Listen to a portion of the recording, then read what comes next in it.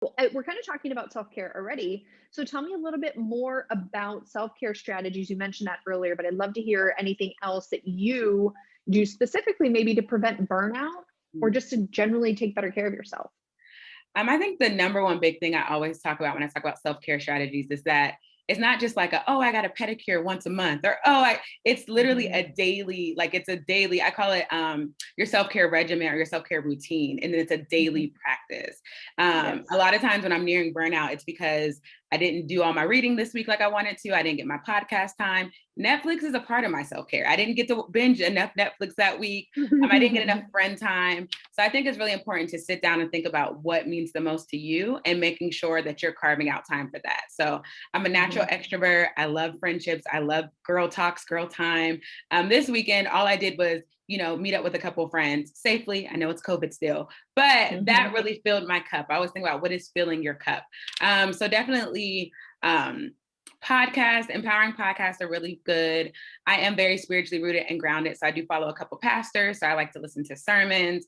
I Mhm. do a lot of reading. So reading is important to me, not only because when I was a child, I used to read with my mom and with my family. So it kind of gives me that grounded sense, but also it's like a goal. So to start a book and finish it, that's a big thing. So I Mhm. realized too, I just Mhm. love the completion of a book. That's it makes me feel fulfilled. So I do a lot of self-empowerment reading. I follow a lot of people. So Rachel Hollis is really big on the morning Mhm. routine, Mel Robbins. I'm Mhm. reading a really good leadership book by Stacey Abrams, Brene Brown. Mhm. So I couple a lot of my reading just around self-empowerment, leadership development, diversity and inclusion work type of things are what I enjoy to read.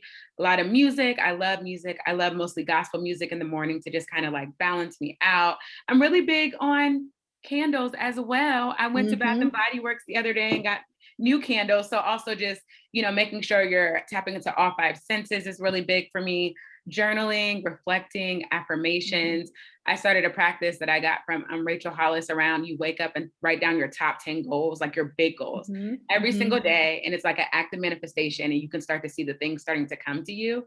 So I try to do that as well as gratitude. So I also Mm. either reflect or write the 5 things that I'm grateful for that happened within the last 24 hours. So a lot of Mm. times people just say in general, but if you think about the last 24 hours, when you first started, you'll start to struggle, but then you'll start to see as you go through and continue to do it, your brain now starts throughout the day to look for things you're thankful for. So maybe Mhm. tomorrow I may write, I had the amazing opportunity to be on an amazing podcast yesterday. So that's Yeah. you're training your Love that. brain to really look for things to be grateful for. Um, as well as sleep, 7 to 8 hours. I have to get it. I have to force myself to shut down at night because my brain starts going. Mhm. Social media is horrible. So if you're on your phone, screens late at night, I really try to limit it.